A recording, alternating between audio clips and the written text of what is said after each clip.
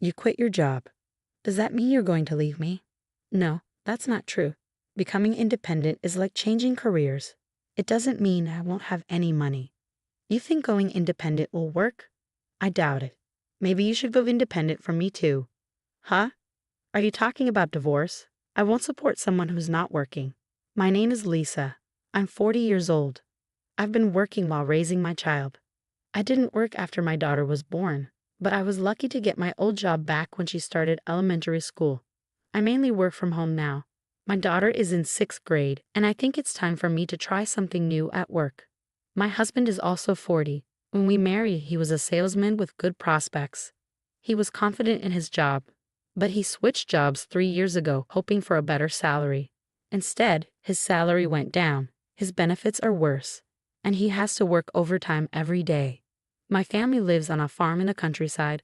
My daughter has been helping them in the field since she was little. She loves visiting and working with her grandparents.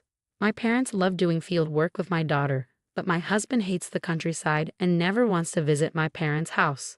I'm going back to my parents' house for a week. How about you? I have work to do, so I'll stay here. I'm finishing up a project. I knew my husband wouldn't come, but we're a family, so I still ask. Even though he's not coming, it's polite to ask. When my daughter and I are at my parents' house, my husband calls me every day. It's fine if he's calling to check on us or show he cares. But he usually calls about trivial things. What should I eat today? Why not eat the leftovers in the fridge? I'm not in the mood for that. Then cook something yourself. Why should I? I'm tired. Yeah, you've worked hard. Where are my clothes? They're in your usual drawer. What's with the folding and cut corners? Well, you're on your own then. My husband has been like this the whole time we've been at my parents' house. So I mostly ignore his calls and messages. He also doesn't like it when we go to my parents' house. When we get back, the house is always filled with garbage. Mom, when we go to Grandpa's house, it always gets so messy. Yes, it does. Why do you always clean up the mess, Mom? He's the one making it. Shouldn't he clean up after himself? Of course. My daughter is also frustrated with my husband's attitude. Even though we're enjoying Grandpa's house, I hate coming home to a dirty house. My daughter feels the same way. Hey, can we leave early from Grandpa's house? Grandpa and Grandma must be tired from working in the fields. I wish I could help out. Thank you. Grandpa and Grandma would love that. My daughter's kindness is a contrast to my husband's selfish behavior. I'm really tired of dealing with his childish ways. After a long vacation, I went to my company to discuss my health, annual assessments, and goals. Inspired by my daughter's comments, I proposed to the president that we use our program to make agriculture more it-oriented. Other companies have been working on this for a while. The president agreed that this is a business that has been around overseas for decades. Japanese companies have been developing new agricultural models for about 10 years. With our data, we can make it work successfully. We already have farmers interested in this model. I see. In the meantime, can you submit a proposal? Sure, I will. I quickly asked my parents to cooperate, and they agreed right away. My daughter's comments about wanting to help her hardworking grandparents gave me a great business idea. A month after I submitted the proposal, my project was approved. I worked hard on it because I was worried about my aging parents. If the project succeeded, it would really help them. But my husband kept trying to discourage me. You've been acting all cheerful lately. I don't like it. Oh, really?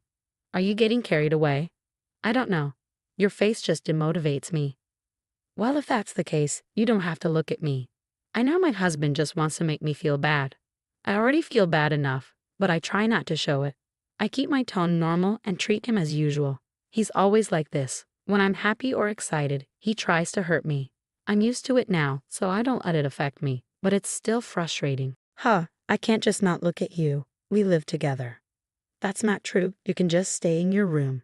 I can handle my job and take care of our daughter on my own. If you took care of yourself, we wouldn't even need to interact. That's not what I meant. My husband yelled at me. I'm really frustrated. I want to divorce him, but I'm not sure how to explain it to our daughter. I'm stuck, unable to decide. Since I don't react to his words, he starts criticizing the farm. Maybe your inability to understand things is because you grew up on a farm in the countryside. He's being so childish.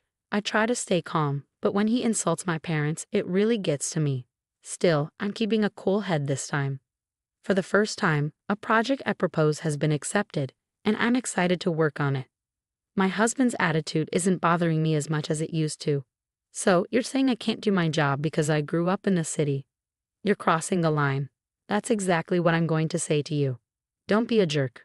No, you were the one who started this. We've been arguing like this a lot lately. He used to be a nice guy, but things changed when he switched jobs. My husband and I hadn't been getting along, but my work has been going really well. A few months later, I decided to resign from the company after discussing it with them. I made the choice to leave and sign a licensing agreement with the company to become independent.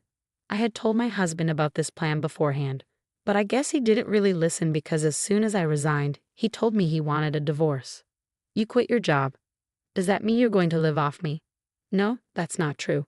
Becoming independent is like changing careers. It doesn't mean I won't have any income. You're going independent? Are you kidding me? That's not going to work. Then why don't you go independent from me too? Huh? Divorce? I'm talking about divorce. I'm not going to support someone who isn't working. I was at a loss for words, startled by the sudden mention of divorce.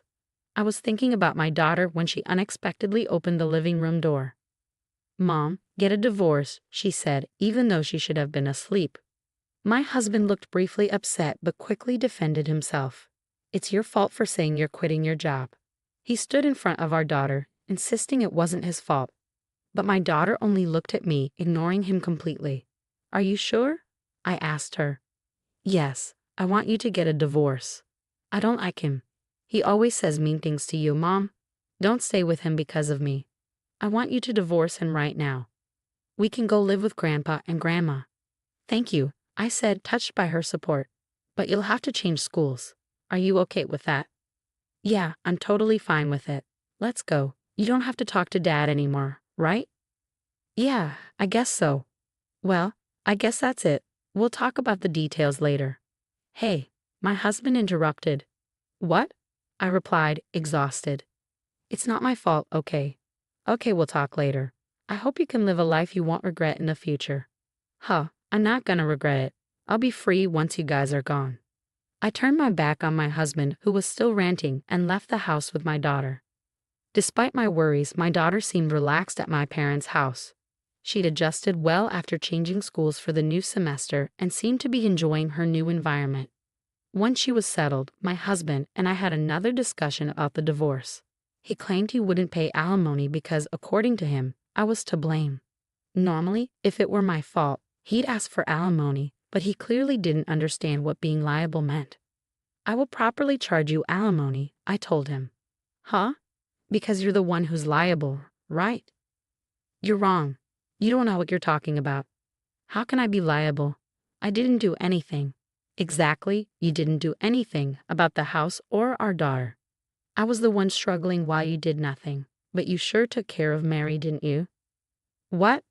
He stammered as I laid out the evidence of his infidelity on the table. How did you get this? You didn't steal my phone, did you? You're being rude. Excuse me? You're the rude one. You're a married man. What were you thinking? And no, I didn't collect this myself.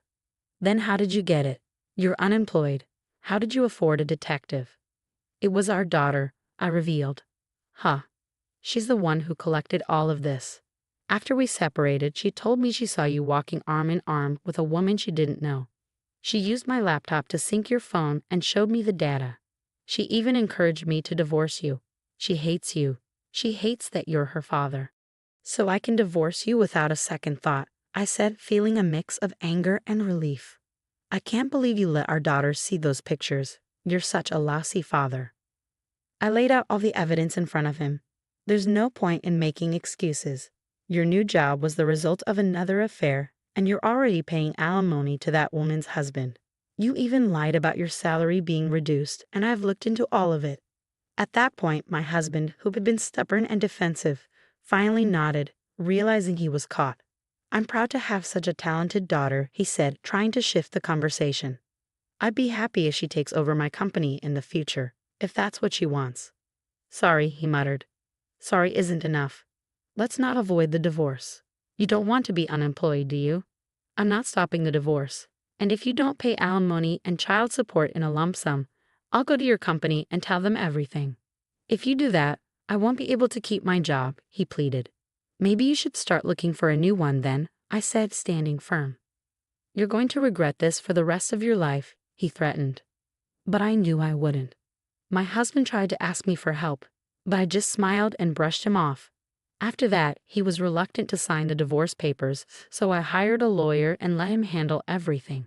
Less than 2 weeks later, we were divorced. My husband didn't want to spend any more money since he was already dealing with 2 alimony cases and paying child support. He knew that hiring a lawyer would push him to the brink of bankruptcy. In the end, my ex-husband paid alimony and child support in one lump sum. He couldn't cover it with his savings, so he went into debt and even informed me, hoping I'd feel sorry for him, but I ignored his pleas. When I filed a claim for alimony against his cheating partner, it led to a huge fight between them, and they broke up. The woman was furious about having to pay alimony, but she eventually agreed. She had to ask her parents for the money, and I heard she moved back to the countryside to help with the family business, where her parents could keep a close eye on her. As for my ex-husband, he couldn't afford the rent on his apartment anymore. He ended up moving into a shabby apartment, struggling to get by. My business has really taken off, and I'm enjoying every day. Things didn't work out with my husband, but I'm glad that what I've learned has been useful for my family's farming business. My parents are thrilled that the IT system has significantly reduced their work hours and lightened their workload. I owe so much of this success to my daughter. I had to let her have a smartphone and tablet when she was in elementary school. At first, I was hesitant, but she's been using them wisely. Her favorite place is still the fields, but she's starting to take an interest in my work. Recently, she's been asking me to teach her how to make a website, and I'm excited to see what the future holds for her. My 12-year-old daughter is truly remarkable, but it saddens me that she had to see a side of her father that no child should have to witness. I hope the adults around her will support and guide her as she grows. Her grandmother is right. I look forward to seeing the amazing things she'll do in the future.